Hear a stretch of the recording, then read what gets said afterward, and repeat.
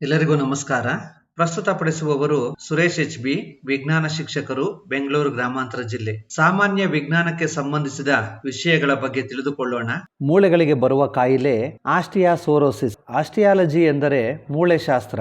ಕಬ್ಬಿಣ ತುಕ್ಕು ಹಿಡಿಯದಂತೆ ಸತುವಿನ ಲೇಪನ ಮಾಡುವ ಕ್ರಿಯೆಗೆ ಗ್ಯಾಲ್ವನೀಕರಣ ಎನ್ನುತ್ತೇವೆ. ಹೆಮಟೋಫೋಬಿಯಾ ಎಂದರೆ ರಕ್ತ ಕಂಡರೆ ಭಯ.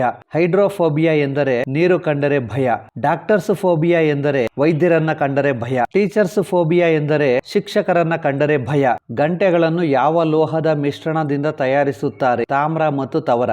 ತಾಮ್ರ ಪ್ಲಸ್ ತವರ = ಕಂಚು. ತಾಮ್ರಕ್ಕೆ ತವರ ಬೆರೆಸಿದರೆ ಕಂಚು ಉಂಟಾಗುತ್ತದೆ.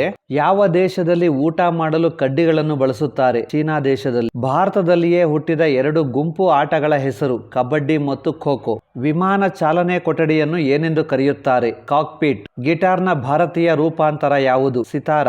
ಏಕ್ರೋಫೋಬಿಯಾ ಎಂದರೆ ಎತ್ತರದ ಭಯ. ಕೆಂಪು ರಕ್ತ ಕಣಗಳು, ಬಿಳಿ ರಕ್ತ ಕಣಗಳು ಮತ್ತು ಕಿರುತಟ್ಟೆಗಳು ಎಲ್ಲಿ ರೂಪುಗೊಳ್ಳುತ್ತವೆ? ಅಸ್ಥಿ ಮಜ್ಜೆಯಲ್ಲಿ. ಮನುಷ್ಯನ ದೇಹದ ಉಷ್ಣತೆಯನ್ನು ನಿಯಂತ್ರಿಸುವ ಗ್ರಂಥಿ ಪಿಟ್ಯುಟರಿ ಗ್ರಂಥಿ. ವಾಯುಮಂಡಲವಿರದಿದ್ದರೆ ಆಕಾಶ ಯಾವ ಬಣ್ಣದಲ್ಲಿರುತ್ತಿತ್ತು? ಕಪ್ಪು ಬಣ್ಣದಲ್ಲಿ. ನಕ್ಷತ್ರಗಳ ಆಂತರಿಕ ಕುಸಿಯುವಿಕೆಯ ಮಿತಿಯ ಹೆಸರೇನು? ಚಂದ್ರಶೇಖರ್ ಮಿತಿ. ಮಾನವನ ದೇಹದ ಯಾವ ಅಂಗ ಎಲ್ಲಕ್ಕೂ ದೊಡ್ಡದು? ಯಕೃತ್ತು ಅಥವಾ ಪಿತ್ತಕೋಶ ಅಥವಾ ಲಿವರ್. ಬೆಳಕು ಒಂದು ಮಾಧ್ಯಮದಿಂದ ಇನ್ನೊಂದು ಮಾಧ್ಯಮಕ್ಕೆ ಚಲಿಸಿದಾಗ ಅದರ ತರಂಗ ದೂರ ಮತ್ತು ವೇಗ ಬದಲಾಗುತ್ತದೆ. ಕಾಮನ ಬಿಲ್ಲಿನಲ್ಲಿ ಬಣ್ಣಗಳಿಗೆ ಕಾರಣ ಬೆಳಕಿನ ವರ್ಣ ವಿಭಜನೆ ಉಂಟಾಗುವುದು. ಬಿಳಿ ಬೆಳಕಿನಲ್ಲಿರುವ ಬಣ್ಣಗಳ ಸಂಖ್ಯೆ 7. ಸಂಕೀರ್ಣ ಬೆಳಕನ್ನು ಅದರ ಘಟಕ ವರ್ಣಗಳಾಗಿ ವಿಭಜಿಸುವ ವಿದ್ಯಮಾನದ ಹೆಸರು ವರ್ಣ ವಿಭಜನೆ.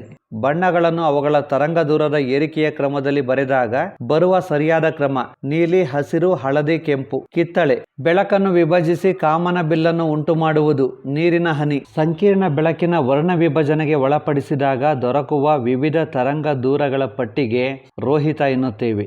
ಉದ್ದನೆಯ ತರಂಗ ದೂರದ ಬಣ್ಣಗಳ ಪಟ್ಟಿಗೆ ರೋಹಿತ ಎನ್ನುತ್ತೇವೆ. ಸ್ಪೆಕ್ಟ್ರಮ್ ಎನ್ನುತ್ತೇವೆ.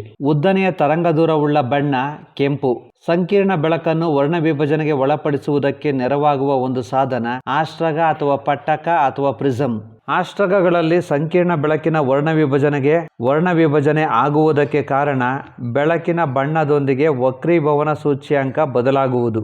ವರ್ಣ ವಿಭಜನೆ ಎಂದರೆ ಸಂಕೀರ್ಣ ಬೆಳಕು ಅದರ ಘಟಕ ವರ್ಣಗಳಾಗಿ ಒಡೆಯುವುದು. 1965ರಲ್ಲಿ ಪ್ರಥಮ ಬಾರಿಗೆ ರಾಷ್ಟ್ರೀಯ ಹೈನು ಅಭಿವೃದ್ಧಿ ಸಂಘ ಎಲ್ಲಿ ಸ್ಥಾಪಿಸಲಾಯಿತು? ಗುಜರಾತ್ನ ಆನಂದ ಎಂಬ ಸ್ಥಳದಲ್ಲಿ. ಗ್ರಹಗಳ ಚಲನೆಯ ನಿಯಮಗಳನ್ನು ನಿರೂಪಿಸಿದ ವಿಜ್ಞಾನಿ ಕೆಪ್ಲರ್. ಕೆಪ್ಲರ್ನ ಮುಖ್ಯ ಶೋಧನೆ ಗ್ರಹಗಳ ದೀರ್ಘವೃತ್ತ ಭ್ರಮಣೆ. ಭೂಮಿಯು ಗುಂಡಾಗಿದೆ ಎಂದು ಹೇಳಿದವರು Magellan. Cape of Good Hope ಭೂಶಿರ ಕಂಡುಹಿಡಿದವರು ಬಾರ್ತಲೋಮಿಯಾ ಡಯಾಸ್. ಭಾರತಕ್ಕೆ ಸಮುದ್ರ ಮಾರ್ಗವನ್ನು ಕಂಡುಹಿಡಿದವರು ವಾಸ್ಕೋ ಡ ಗಾಮ. ಹೊಸ ಭೂಖಂಡಗಳನ್ನು ಕಂಡುಹಿಡಿದವರು ಮೆಗಲನ್, ಕೊಲಂಬಸ್, ವಾಸ್ಕೋ ಡ ಗಾಮ.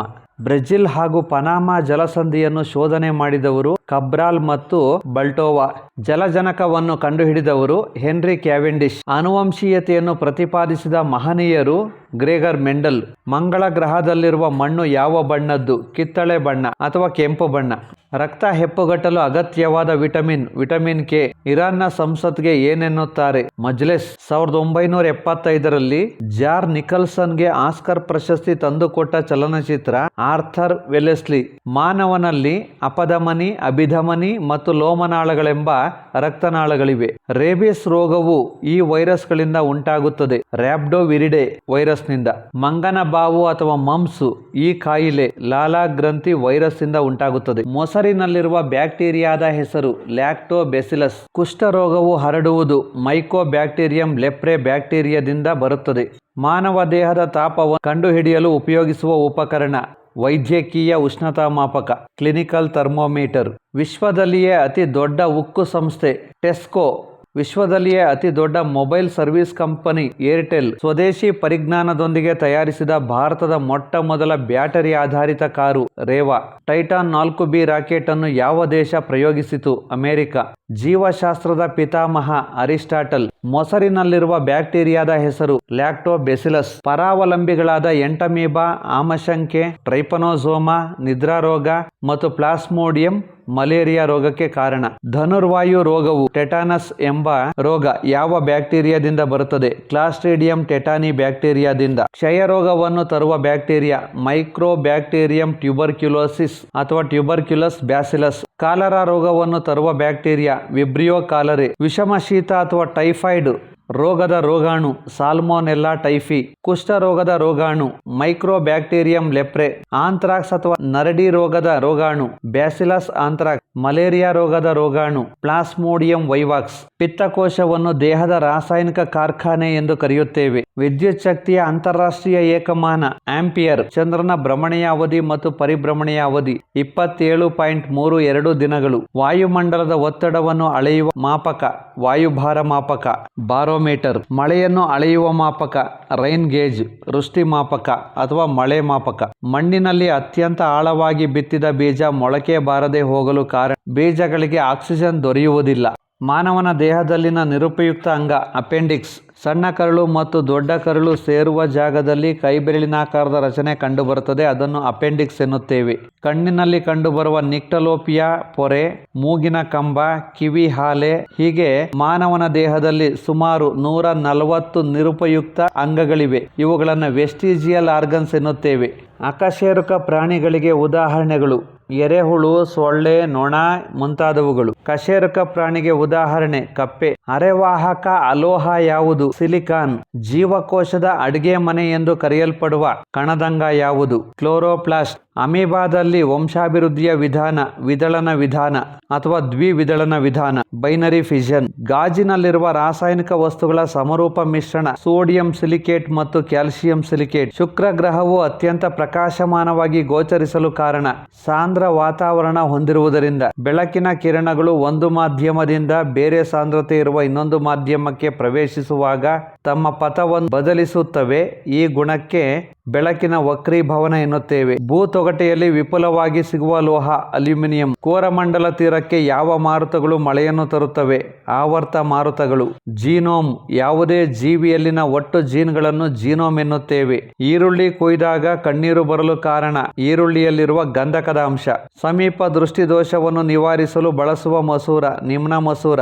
ಭೂಮಿಗೆ ಬಹಳ ಸಮೀಪದಲ್ಲಿರುವ ನಕ್ಷತ್ರ ಸೂರ್ಯ. ದ್ಯುತಿ ಸಂಶ್ಲೇಷಣೆಗೆ ಬೇಕಾದ ಶಕ್ತಿಯ ಮೂಲ ಸೂರ್ಯನ ಬೆಳಕು. ಎಲೆಗಳಿಂದ ಆಹಾರವನ್ನು ಇತರ ಸಸ್ಯ ಭಾಗಗಳಿಗೆ ಸಾಗಿಸುವ ಅಂಗಾಂಶ ಫ್ಲೋಯಂ. ಮಗು ಜನನದ ಸಮಯದಲ್ಲಿ ಗರ್ಭಕೋಶವನ್ನು ಸಂಕುಚಿತಗೊಳಿಸುವ ಹಾರ್ಮೋನ್ ಆಕ್ಸಿಟೋನಿನ್. ಪತ್ರ ಹರಿತ್ತುವಿನಲ್ಲಿರುವ ಧಾತು ಮೆಗ್ನೀಷಿಯಂ. ಒಂದು ಕೋಶ ಮೂಲದಿಂದ ಉತ್ಪತ್ತಿಯಾದ ಕೋಶ ಸಮೂಹವನ್ನು ಕ್ಲೋನ್ ಎನ್ನುತ್ತೇವೆ, ತದ್ರೂಪಿ ಎನ್ನುತ್ತೇವೆ.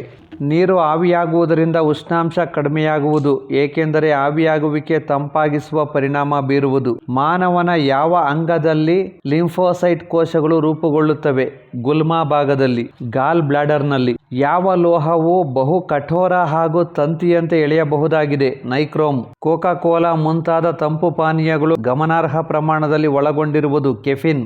ಕಾಫಿಯಲ್ಲಿರುವ ವಿಷವಸ್ತು ಕೆಫಿನ್. ಟೀಯಲ್ಲಿರುವ ವಿಷವಸ್ತು ಟೆಫಿನ್. ಬಣ್ಣದ ಮತಾಪುಗಳಲ್ಲಿ ಕಡುಗೆಂಪು ಬಣ್ಣವನ್ನು ಉಂಟು ಮಾಡುವ ಧಾತು ಫ್ರಾನ್ಸಿಯಂ. ಸೂರ್ಯನ ಬೆಳಕಿನ ವರ್ಣಪಟಲದಲ್ಲಿ 7 ಬಣ್ಣಗಳಿವೆ ಎನ್ನುವುದಾದರೆ ಮಧ್ಯದಲ್ಲಿರುವ ಬಣ್ಣ ಹಸಿರು. ಆಕಾಶವು ನೀಲಿಯಾಗಿ ಕಂಡುಬರಲು ಕಾರಣ ಧೂಳಿನ ಕಣಗಳು ನೀಲಿ ಬಣ್ಣವನ್ನು ಚದುರಿಸುತ್ತವೆ. ಕೊಬ್ಬು ಕರಗುವುದು ಈಥರ್ನಲ್ಲಿ. ಓಝೋನ್ ವಾಯುವಿನ ಬಣ್ಣ ನೀಲಿ. ರಕ್ತದಲ್ಲಿರುವ ದ್ರವ ಮಾತೃಕೆ ಪ್ಲಾಸ್ಮಾ. ಮೂತ್ರಪಿಂಡಗಳ ಪ್ರಮುಖ ಕಾರ್ಯಗಳೇನು? ದೇಹದಿಂದ ಕಲ್ಮಶ ಉತ್ಪನ್ನಗಳನ್ನು ಹೊರಹಾಕುವುದು. ಎಪಿಕಲ್ಚರ್ ಎಂದರೆ ಜೇನುಹುಳು ಸಾಕಾಣಿಕೆ. ರಾಸಾಯನಿಕ ರಾಜ ಎಂದು ಯಾವ ಆಮ್ಲಕ್ಕೆ ಕರೆಯುತ್ತಾರೆ? ಸಾರೀಕೃತ ಸಲ್ಫ್ಯೂರಿಕ್ ಆಮ್ಲಕ್ಕೆ. ದೇಹದ ಯಾವ ಭಾಗದ ಸ್ನಾಯುಗಳು ಅತ್ಯಂತ ಬಲಿಷ್ಠವಾಗಿರುತ್ತವೆ? ದವಡೆ ಸ್ನಾಯುಗಳು. ಸೌರವ್ಯೂಹದಲ್ಲಿ ಅತ್ಯಂತ ಭಾರವಾದ ಗ್ರಹ ಗುರುಗ್ರಹ. ಪೃಥ್ವಿಯ ದೈನಂದಿನ ಚಲನೆಯ ನಿರ್ದಿಷ್ಟ ಅವಧಿ 23 ಗಂಟೆ 56 ನಿಮಿಷ 4.09 ಸೆಕೆಂಡ್. ಭೂಮಿಯ ಹೊರಪದರದ ಜಲಭಾಗ ಹೈಡ್ರೋಸ್ಪಿಯರ್. ಭೂಮಿಯ 2 ಚಲನೆಗಳು ದೈನಂದಿನ ಚಲನೆ, ವಾರ್ಷಿಕ ಚಲನೆ. ಭೂಮಿಯ ದೈನಂದಿನ ಚಲನೆಯ ಪರಿಣಾಮ ಹಗಲು ಮತ್ತು ರಾತ್ರಿ ಉಂಟಾಗುವುದು. ಭೂಮಿಯು ಸೂರ್ಯನ ಸುತ್ತ ತಿರುಗುವ ಮಾರ್ಗವೇ ಕಕ್ಷಾ ಮಾರ್ಗ. ಭೂಮಿಯು ಸೂರ್ಯನ ಸುತ್ತ ಪ್ರದಕ್ಷಿಣೆ ಹಾಕುವ ಅವಧಿ ಸೌರವರ್ಷ ಅಥವಾ ಜ್ಯೋತಿರ್ವರ್ಷ ಅಥವಾ ಲೈಟ್ ಇಯರ್. ಭೂಮಿಯು ಸೇರಿದಂತೆ ಸೌರವ್ಯೂಹದಲ್ಲಿ ಎಷ್ಟು ಗ್ರಹಗಳಿವೆ? 8 ಗ್ರಹಗಳು. ಟ್ರಾನ್ಸಿಸ್ಟರ್ನ ಭಾಗಗಳಲ್ಲಿ ಆಧಾರದ ಕೆಲಸ, ವಿದ್ಯುದಾವೇಶಗಳ ಹರಿವಿನ ನಿಯಂತ್ರಣ. ಪಳೆಯುಳಿಕೆಯ ವಯಸ್ಸನ್ನು, ಪ್ರಾಕ್ತನಾಶಾಸ್ತ್ರದ ನಮೂನೆಗಳ ವಯಸ್ಸನ್ನು ಅಂದಾಜು ಮಾಡಲು ಏನನ್ನು ಉಪಯೋಗಿಸುತ್ತಾರೆ? Radio carbon. ಚರ್ಮ ದಹನ, ಅಕಾಲಿಕ ವಯಸ್ಸಿನಲ್ಲಿ ಕಣ್ಣಿನ ಪೊರೆ ಮತ್ತು ಚರ್ಮದ ಕ್ಯಾನ್ಸರ್ ಉಂಟು ಮಾಡಬಹುದಾದ ವಿಕಿರಣ ನೇರಳಾತೀತ ಕಿರಣಗಳು.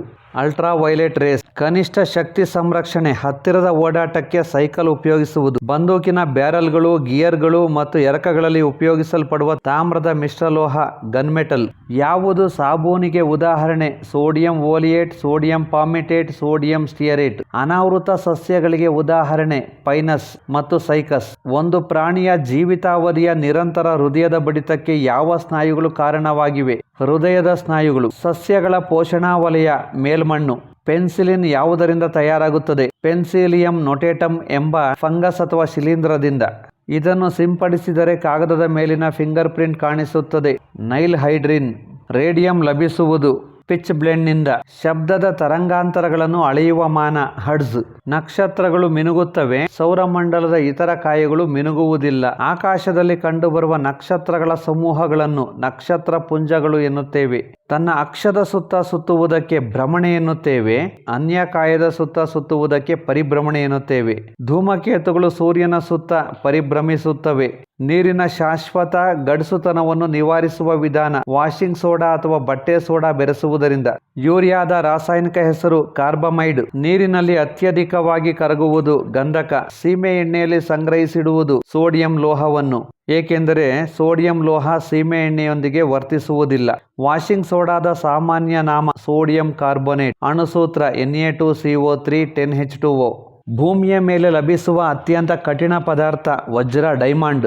ಬೆಳ್ಳುಳ್ಳಿ ಗಾಢವಾದ ವಾಸನೆಯಿಂದ ಕೂಡಿರಲು ಕಾರಣ ಗಂಧಕದ ಮಿಶ್ರಣ. ಹಣ್ಣುಗಳು ಬೇಗ ಪಕ್ವಗೊಳ್ಳಲು ಕಾರಣ ಇಥಿಲೀನ್ ಎಂಬ ಸಸ್ಯ ಹಾರ್ಮೋನ್. ಅನಿಮಿಯಾ ರೋಗ ಮತ್ತು ಸಣ್ಣ ಮಕ್ಕಳಲ್ಲಿ ಪಿಟ್ಸ್ ಬರುವುದು B6 ವಿಟಮಿನ್ ಕೊರತೆಯಿಂದ. ಕೇಂದ್ರ ನರಮಂಡಲವು ಸರಿಯಾದ ರೀತಿಯಲ್ಲಿ ಕಾರ್ಯನಿರ್ವಹಿಸಲು ಸಹಕರಿಸುವುದು ವಿಟಮಿನ್ B12. ಹಂದಿ ಜ್ವರ ಪೀಡಿತರಲ್ಲಿ ಕಾಣಿಸಿಕೊಳ್ಳುವ ವೈರಾಣು H1N1. ತಾಮ್ರ ಮತ್ತು ತವರಗಳ ಮಿಶ್ರಲೋಹ ಕಂಚು. ಹಸಿರು ಸಸ್ಯಗಳಲ್ಲಿ ದ್ಯುತಿ ಸಂಶ್ಲೇಷಣೆಯ ಕೇಂದ್ರ ಕ್ಲೋರೋಪ್ಲಾಸ್ಟ್. ಸೂರ್ಯನ ಕಿರಣದಲ್ಲಿರುವ ವಿಟಮಿನ್ ಡಿ. ವಿಟಮಿನ್ ಡಿ ಯನ್ನು ಸೂರ್ಯನ ಹೊಳಪಿನ ಜೀವಸತ್ವ ಸನ್ಶೈನ್ ವಿಟಮಿನ್ ಎಂದು ಕರೆಯುತ್ತೇವೆ, ಏಕೆಂದರೆ ಸೂರ್ಯನ ಬಿಸಿಲು ನಮ್ಮ ದೇಹದ ಮೇಲೆ ಬಿದ್ದಾಗ ನಮ್ಮ ದೇಹದಲ್ಲಿ ವಿಟಮಿನ್ ಡಿ ಉತ್ಪತ್ತಿಯಾಗುತ್ತದೆ. ಕಳೆನಾಶಕ, ಕೀಟನಾಶಕ, ಸ್ಫೋಟಕಗಳಲ್ಲಿ ಬಳಸುವ ಹರಳುಪ್ಪು ಅಮೋನಿಯಂ ನೈಟ್ರೇಟ್. ಉಪಯುಕ್ತ ವಸ್ತುಗಳನ್ನು ಆರಿಸಿ ಕೋಶದೊಳಗೆ ಹೋಗಬಿಡುವುದು ಪ್ಲಾಸ್ಮಾ ಪೊರೆ. ಪ್ಲಾಸ್ಮಾ ಪೊರೆಯನ್ನು ಅರೆಪಾರಗಮ್ಯ ಪೊರೆ ಸೆಮಿ ಪರ್ಮಿಯಬಲ್ ಮೆಂಬ್ರೇನ್ ಎಂದು ಕರೆಯುತ್ತೇವೆ. ಶರೀರದಲ್ಲಿಯೇ ತಯಾರಾಗುವಂತಹ ವಿಟಮಿನ್ ಡಿ ಮತ್ತು ವಿಟಮಿನ್ ಕೆ. ಯುರೇನಿಯಂ ಆಮದು ಮಾಡಿಕೊಳ್ಳುವ ಸಂಬಂಧ ಭಾರತ ಮೇ ತಿಂಗಳಲ್ಲಿ ಯಾವ ದೇಶದೊಂದಿಗೆ ಒಪ್ಪಂದ ಮಾಡಿಕೊಂಡಿತು? ಕಜಕಿಸ್ತಾನ. ಏಪ್ರಿಲ್-ಮೇ ತಿಂಗಳಲ್ಲಿ ವಿಶ್ವದ ಹಲವು ರಾಷ್ಟ್ರಗಳಲ್ಲಿ ಹರಡಿದ ಕಾಯಿಲೆ ಹಂದಿ ಜ್ವರ H1N1. ವಾತಾವರಣದ ಒತ್ತಡವನ್ನು ಅಳೆಯಲು ಉಪಯೋಗಿಸುವ ಸಾಧನ ಬಾರೋಮೀಟರ್ ಅಥವಾ ವಾಯುಭಾರ ಮಾಪಕ. ಅಡುಗೆ ಅನಿಲದಲ್ಲಿ 90%ಕ್ಕಿಂತ ಹೆಚ್ಚು ಇರುವುದು ಮೀಥೇನ್ ಅನಿಲ. ಕೃತಕ ರೇಷ್ಮೆ ಯಾವುದು? ರಿಯಾನ್. ಮಾನವನ ದೇಹದಲ್ಲಿ ಅತಿ ಮುಖ್ಯವಾದ ದ್ರವ ರಕ್ತ. ಆರೋಗ್ಯವಂತನಾದ ಪ್ರೌಢ ಮಾನವನಲ್ಲಿ ಎಷ್ಟು ರಕ್ತವಿರುತ್ತದೆ? 5 ರಿಂದ 6 ಲೀಟರ್. ರಕ್ತದಲ್ಲಿ 55% ಪ್ಲಾಸ್ಮಾ ಇರುತ್ತದೆ. ಹೆಪಟೈಟಿಸ್ ಯಾವುದರೊಂದಿಗೆ ಸಂಬಂಧಿಸಿರುವ ಕಾಯಿಲೆ? ಯಕೃತ್ ಅಥವಾ ಲಿವರ್ನಲ್ಲಿ ಉರಿಯೂತ. ವಿಶ್ವದಲ್ಲಿ ಎಲ್ಲಕ್ಕಿಂತ ಸರಳವಾದ ಧಾತು ಯಾವುದು? ಇದು ಗಾಳಿಗಿಂತ ವೇಗವಾಗಿ ಪ್ರಸಾರವಾಗುತ್ತದೆ. ಹೈಡ್ರೋಜನ್. ತರಕಾರಿಗಳಲ್ಲಿ ಲಭ್ಯವಾಗದ vitamin D vitamin. A vitamin ನ ರಾಸಾಯನಿಕ ನಾಮ ರೆಟಿನಾಲ್. Sunshine vitamin. ಸೂರ್ಯನ ಹೊಳಪಿನ ವಿಟಮಿನ್ ಯಾವುದು? D vitamin. ಸಿ ವಿಟಮಿನ್ ಕೊರತೆಯಿಂದ ಯಾವ ರೋಗ ಬರುತ್ತದೆ? ಸ್ಕರ್ವಿ ರೋಗ. ರಕ್ತ ಹೆಪ್ಪುಗಟ್ಟಲು ಉಪಯೋಗವಾಗುವುದು. ಇದನ್ನು ರಕ್ತಸ್ರಾವ ವಿರೋಧಿ ವಿಟಮಿನ್ ಎನ್ನುತ್ತಾರೆ. K vitamin. ಮಾನವರ ಕರುಳಿನಲ್ಲಿರುವ ಬ್ಯಾಕ್ಟೀರಿಯಾ ತಯಾರಿಸುವುದು ವಿಟಮಿನ್ ಕೆ. ಆಪರೇಷನ್ ಮಾಡುವ ಮೊದಲು ರೋಗಿಗೆ ಹೆರಿಗೆಗೆ ಮೊದಲು ತಾಯಿಗೆ ನೀಡುವುದು ವಿಟಮಿನ್ ಕೆ. ಪಾಲಿಶ್ ಮಾಡಲ್ಪಟ್ಟ ಅಕ್ಕಿಯನ್ನು ಹೆಚ್ಚಾಗಿ ಉಪಯೋಗಿಸಿದರೆ ಯಾವ ವಿಟಮಿನ್ ಕೊರತೆ ಬರುತ್ತದೆ? Vitamin B. ವಿಟಮಿನ್ ಬಿ ಧಾನ್ಯದ ಮೇಲ್ಮೈ ಪೊರೆ, ಗೋಧಿ, ಜೋಳದ ಪೊರೆಗಳಲ್ಲಿ ಲಭ್ಯವಿರುತ್ತದೆ. ರೇಷ್ಮೆ ಗಿಡದ ಎಲೆಯ ಯಾವ ಭಾಗವನ್ನು ರೇಷ್ಮೆ ಹುಳುಗಳು ತಿನ್ನುತ್ತವೆ? Mulberry leaves. ರೇಷ್ಮೆ ಎಲೆಗಳನ್ನು. ಭಾರತದಲ್ಲಿ ರೇಷ್ಮೆ ಉತ್ಪಾದನೆಯಲ್ಲಿ ಕರ್ನಾಟಕದ ಸ್ಥಾನ ಮೊದಲನೇ ಸ್ಥಾನ. ಅತಿ ಕಡಿಮೆ ಕಾಲ ಗರ್ಭ ಹೊರುವ ಪ್ರಾಣಿ ಮೇಕೆ. ಸೂರ್ಯನ ಕಿರಣಗಳು ಭೂಮಿಗೆ ತಲುಪಲು ತೆಗೆದುಕೊಳ್ಳುವ ಕಾಲ 8 ನಿಮಿಷ 2 ಸೆಕೆಂಡ್ಗಳು. ಗಣಿತದ ಲೆಕ್ಕಾಚಾರದಿಂದ ಕಂಡುಹಿಡಿಯಲಾದ ಸೌರವ್ಯೂಹದ ಏಕೈಕ ಗ್ರಹ ನೆಪ್ಚೂನ್. ಹ್ಯಾಲಿ ಧೂಮಕೇತು ಇತ್ತೀಚೆಗೆ ಕಾಣಿಸಿಕೊಂಡಿದ್ದು 1986ರಲ್ಲಿ. ಅದುರಿನಿಂದ ಚಿನ್ನವನ್ನು ಉದ್ಧರಿಸುವ ವಿಧಾನವನ್ನು ಯಾರು ಕಂಡುಹಿಡಿದರು? MacArthur forest. ಭಾರತದಲ್ಲಿನ ಅತಿ ದೊಡ್ಡ ದ್ವೀಪ ಅಂಡಮಾನ್. ವರ್ಣತಂತುಗಳ ಗಾತ್ರವನ್ನು ಅಳೆಯಲು ಬಳಸುವುದು ಮೈಕ್ರೋಮೀಟರ್. ಮಾನವನ ಪ್ರತಿಯೊಂದು ಜೀವಕೋಶದಲ್ಲಿ ಕಂಡುಬರುವ ವರ್ಣತಂತುಗಳ ಸಂಖ್ಯೆ 23 ಜೊತೆ ಅಥವಾ 46. ಒಬ್ಬ ಪ್ರೌಢ ವ್ಯಕ್ತಿಯಲ್ಲಿ ಎಷ್ಟು ಬಿಲಿಯನ್ ಜೀವಕೋಶಗಳಿರುತ್ತವೆ? 5 ಬಿಲಿಯನ್ ಜೀವಕೋಶಗಳಿರುತ್ತವೆ. ಎಲ್ಲಾ ಕಶೇರುಕಗಳ ಮೂಳೆಯ ಒಳಗೆ ಇರುವುದು ಅಸ್ಥಿರಜ್ಜು. ಒಂದು ಕೆಂಪು ರಕ್ತ ಕಣದ ಜೀವಿತ ಅವಧಿ ಸುಮಾರು 120 ದಿನಗಳು ಅಥವಾ 4 ತಿಂಗಳುಗಳು. ಅತಿ ಹೆಚ್ಚು ಚುರುಕಿನ ಅಲೋಹ ಧಾತು ಫ್ಲೋರಿನ್. ಇದನ್ನು ಬೇಕಾದಾಗ ತಯಾರಿಸಿ ಉಪಯೋಗಿಸುತ್ತಾರೆ. ಫ್ಲೋರಿನ್ ಅನ್ನು ಯಾವುದೇ ಸಂಗ್ರಾಹಕದಲ್ಲಿ ಸಂಗ್ರಹಿಸಲು ಸಾಧ್ಯವಿಲ್ಲ. ಸುಟ್ಟ ಸುಣ್ಣದ ರಾಸಾಯನಿಕ ಹೆಸರು ಕ್ಯಾಲ್ಸಿಯಂ ಆಕ್ಸೈಡ್. ಅಣುಸೂತ್ರ CaO. ಪಾಚಿಯಿಂದ ತಯಾರಿಸಲ್ಪಡುವ ಪ್ರಬಲ ಸೂಕ್ಷ್ಮ ಜೀವಿ ನಿರೋಧಕ ಔಷಧಿ ಯಾವುದು? ಪೆನ್ಸಿಲಿನ್. ಈ ಪ್ರಪಂಚದಲ್ಲಿ ಮೊಟ್ಟ ಮೊದಲು ತಯಾರಿಸಿದ ಜೀವ ನಿರೋಧಕ ಔಷಧಿ ಪೆನ್ಸಿಲಿನ್. ಇತ್ತೀಚೆಗೆ ವೈದ್ಯಕೀಯ ಕ್ಷೇತ್ರದಲ್ಲಿ ಪೆನ್ಸಿಲಿನ್ಗಿಂತ ಹೆಚ್ಚು ಪರಿಣಾಮಕಾರಿ ಜೀವ ನಿರೋಧಕಗಳನ್ನು ತಯಾರಿಸಲಾಗಿದೆ. ಆದ್ದರಿಂದ ಪೆನ್ಸಿಲಿನ್ ಬಳಕೆ ಕಡಿಮೆಯಾಗಿದೆ. ಮಲೇರಿಯಾ ರೋಗವನ್ನು ಉಂಟು ಮಾಡುವ ಪ್ರೋಟೋಜೋವಾ ಜೀವಿ ಪ್ಲಾಸ್ಮೋಡಿಯಂ. ವೀಕ್ಷಿಸಿದ್ದಕ್ಕೆ ಧನ್ಯವಾದಗಳು.